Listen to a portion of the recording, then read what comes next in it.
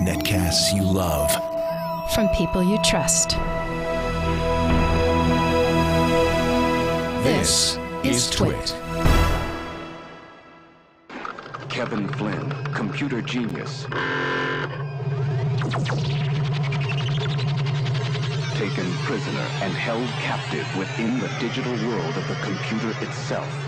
In 1982, a story of life inside a computer grid called Tron broke new sci-fi ground.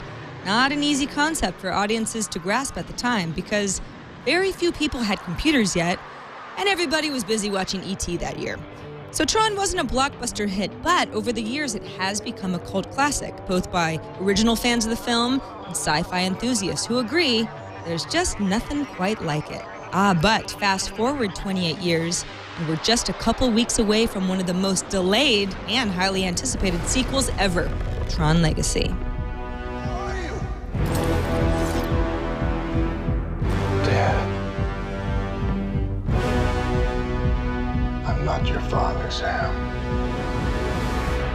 And I'm very, very happy to see you. Were you approached about Tron Legacy? Did you want to do this more than anything else in the world? I mean, well, how did you get... Yeah, it wasn't Tron Legacy. It was, you know, at that point it was just a property that Disney had. Sean Bailey, the producer, called me in for a meeting, and they were, you know, basically told me they've been trying to figure out what to do with this thing for 10 or 15 years. They didn't have a script. They didn't have a concept. They didn't have the title, you know, Tron Legacy yet. So he just said, I think I was kind of the first director he did, I think I was the only director he met with. He just said, what would your approach be? And, you know, I kind of laid out in broad strokes kind of what you see now, which is this embracing of the original aesthetic, but evolving it to something that felt appropriate for 2010. And, you know, I didn't want to make an internet movie. I didn't want to make a movie like The Matrix. I wanted the world of Tron to feel like Tron. I didn't want it to feel like our world, but I wanted it to be more visceral and realistic and photographic. And so I did a 3-minute test for the studio, which was kind of an audition for me of sorts, kind of showing him the tone, the look, a little hint of the narrative. I got Jeff Bridges to be in it, which was huge. And the studio dug it, and we convinced him to show it at Comic-Con just unannounced. And, you know, based on that one screening we did, the kind of response of the fans showed the studio that there was a desire to go back to this world, which was, you know, exactly what we hoped. And so now we're here. It's just a game!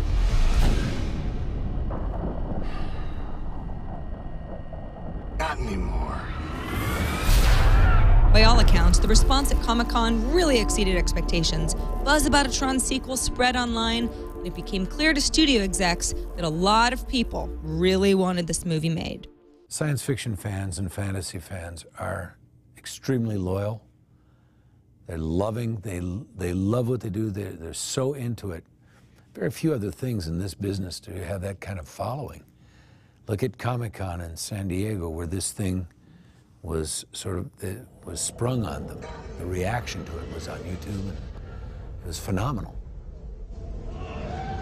But much like the real world, technology's evolved dramatically since Tron's story left off decades ago. In Tron Legacy, everyone's a lot older, and things have changed. I was paged last night. Oh, man, still rocking the pager. Good for you. Yeah, your dad once told me I had to sleep with it. I still do. Page came from your dad's office at the arcade.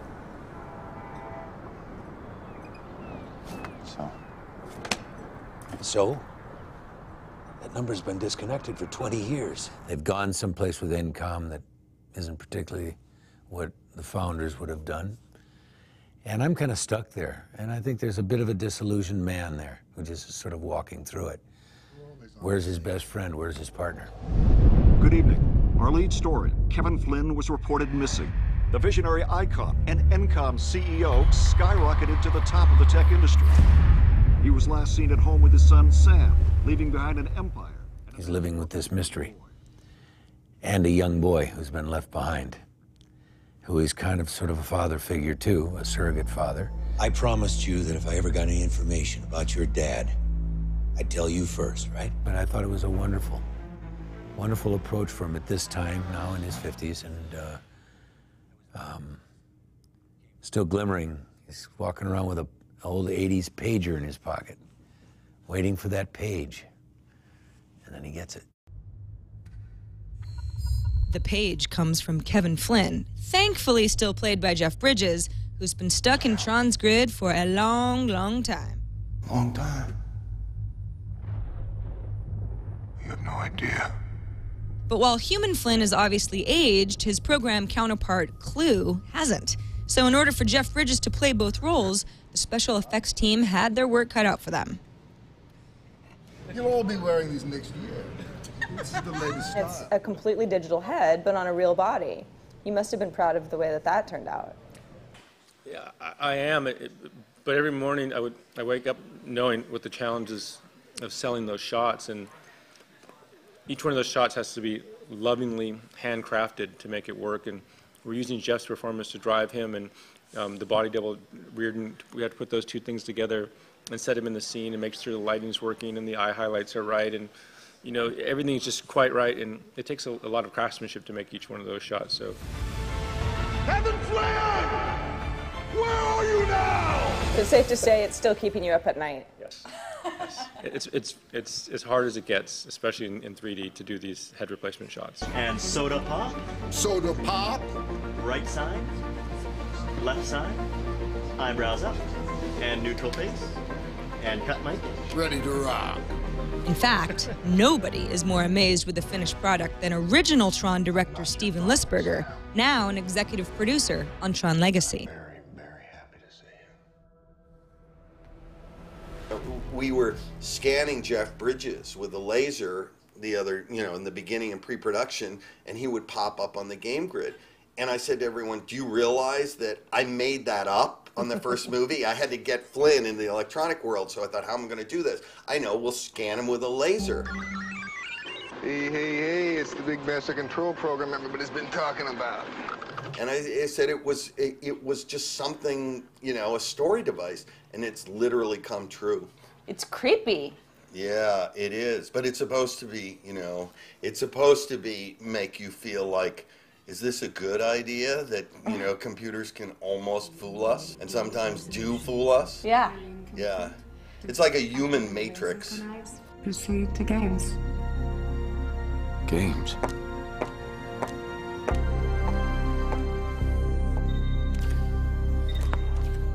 What am I supposed to do? Survive.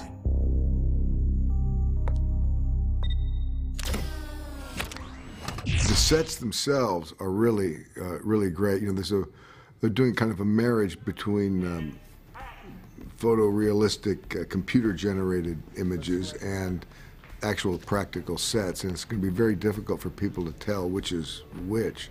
But the practical sets, where you get to walk on the set for the first day and see these things, it really gives you a sense of the world that you're in. Where are you taking me? Patience, Sam Flynn. All your questions will be answered soon. So I'm guessing right here behind the velvet rope is about as close as I'm ever going to get to a light cycle. These, of course, are the really super cool motorcycles that they use in Tron to get around this way. And I have to say, the thing is pretty slick. But you can't park it in the city. I mean, where are you going to put this thing?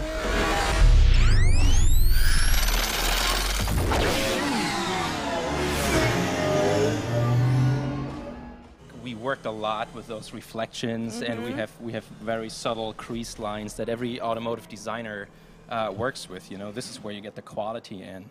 And you have even subtle part lines work in certain angles, so there's a stance that the bike leans forward. And if you would pull back a little bit and go a little lower, you would see that this light line here starts connecting. These 2 points would start connect from certain angles, and even these parts would line up. So there was a lot of thinking, like, what would be the most common angles that they shoot it from, and almost design it towards those angles.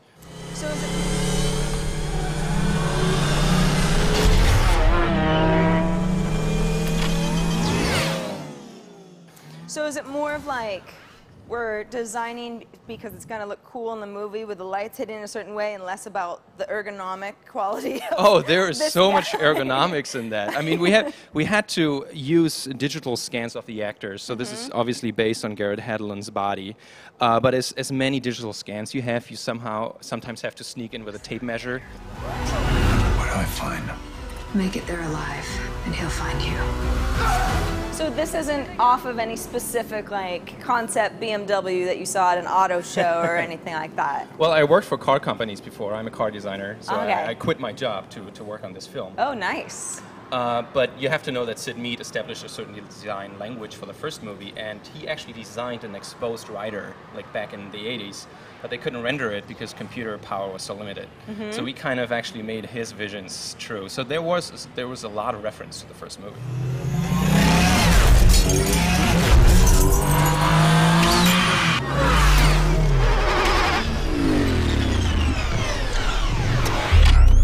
When you have to stay true to Tron, the 1982 version of Tron, where so much of what you can recreate was not available at the time, were there any instances where you went, oh gosh, I wish I could just let my creativity run wild and I've got this thing that I still need to adhere to?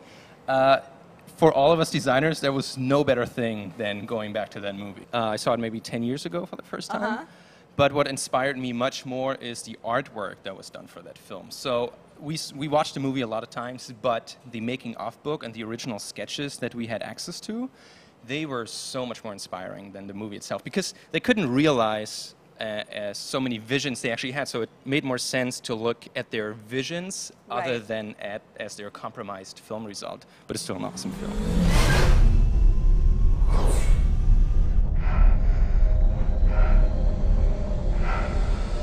Obviously, you work in 3D modeling. What's your program of choice, or programs? It's a blend, and all of us work on different ones, and that's the big disaster in this business. I work in Alias Studio, which comes from the automotive world. Our effect house used Maya. There was a very good streamline pipeline of that. We have others who model more in polygons because more, more freestyle.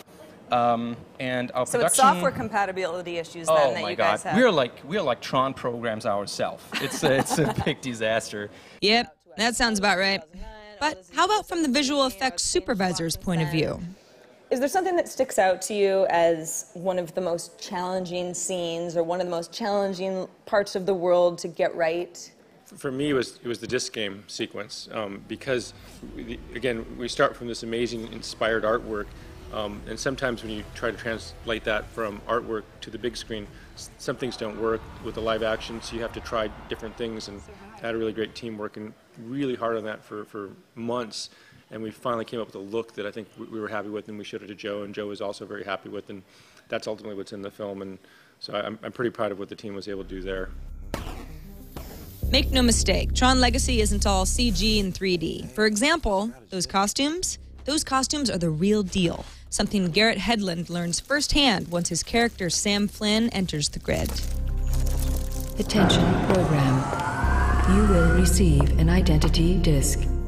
Was it the most uncomfortable thing in the world? I mean, how was shooting for hours and hours a day under lights wearing this stuff? Well, it's a new experience. It's difficult when you compare it to, say, having a wardrobe like jeans and t-shirt for the whole shoot of a film. I mean, when you're doing a film like Tron and having this suit and it's 3/4 inch foam rubber, you're wearing a layer of Under Armour underneath, and anybody that's played sports knows what that is, and it just gets, it gets quite heated. So, I mean, in terms of that, it's a little more difficult. But for me, I like the things like this, I like the things that test you, because up until this point, say you'd had the space to kind of walk back and forth and take your time in between scenes, and you can sort of separate yourself and come back, but under these suits you're under such monitoring because you can't really sit down and stretch and because it will break the wires, so you're kind of constantly there, and it takes quite a few wardrobe people to maintain each suit, so there'd be 2 to 3 people looking after me and sort of always right there, sort of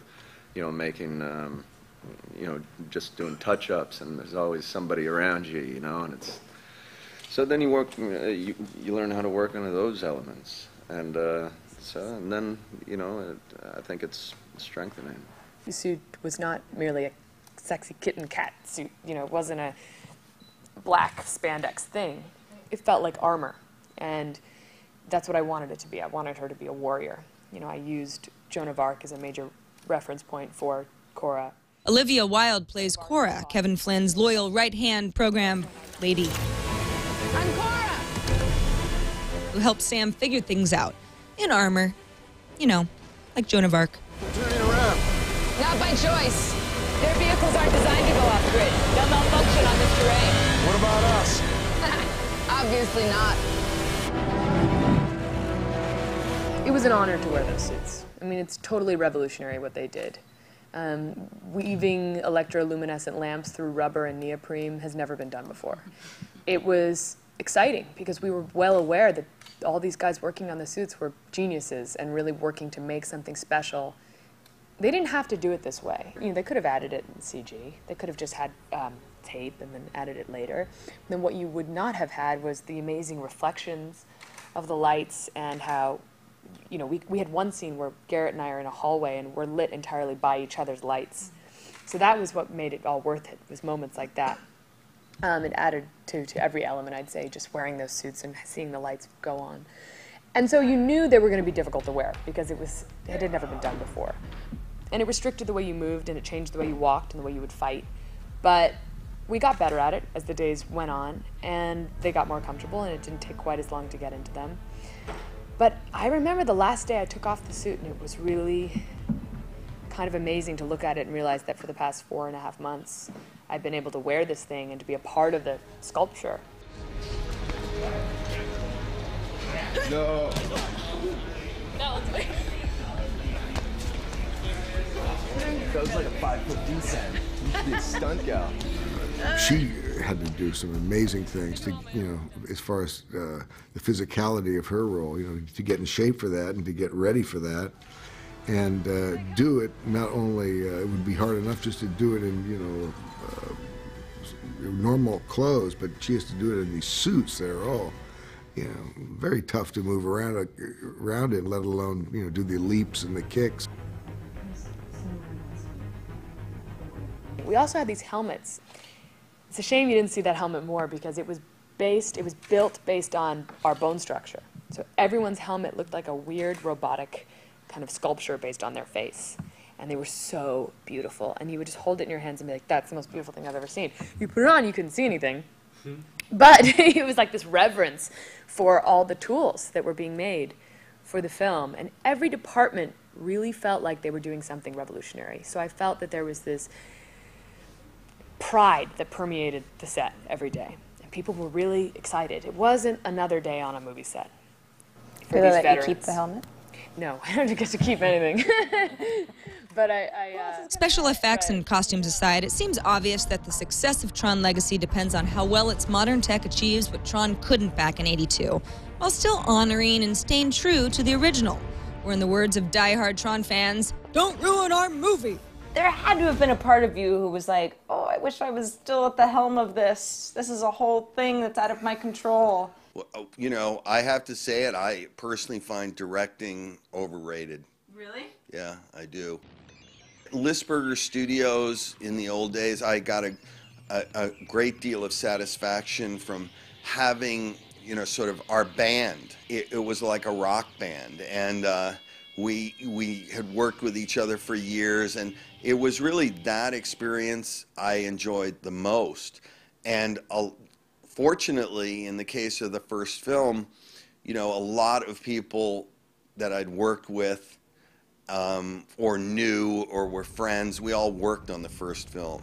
And to see, you know, what happens when the hired director is, you know, the hired gun is brought in and a new team is put together on all of these films, I'm not that big a fan of that kind of approach. You know, secretly I sort of long for the old studio days where it was like, wow, the films were made on the back lot of each of the studios. You're a startup guy. Yeah. You should come hang out with us in Silicon Valley. Yeah, I know a lot of guys like you. I'm a startup guy. That's a good way to put it. So when you look at the scope of making a movie like this, I mean, the manpower, the people that it takes just to be there, pushing buttons, the software, the servers, rendering times. How does that compare to your startup, Tron, in 1982? It's so much more interactive. What you had back in the day of the first film, and it was part of the artistic animation vibe, which is people that liked planning where the plane was going to land before it even took off.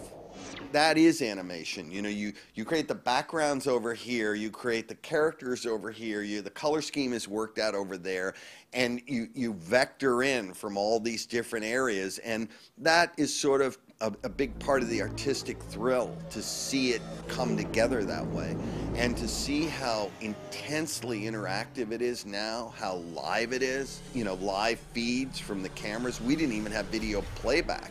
I mean, we rolled those 70mm cameras, and I said, yeah, I think we got it. And, you know, I saw dailies the next day, and, you know, I never saw a colored composited frame on the first film until we were halfway through shooting the movie. Let's face it, I'm a little bit of the, you know, the old Tron overlord, and you sort of don't want me in the light bike sidecar telling them which way to go. Back in '82. Yeah, exactly.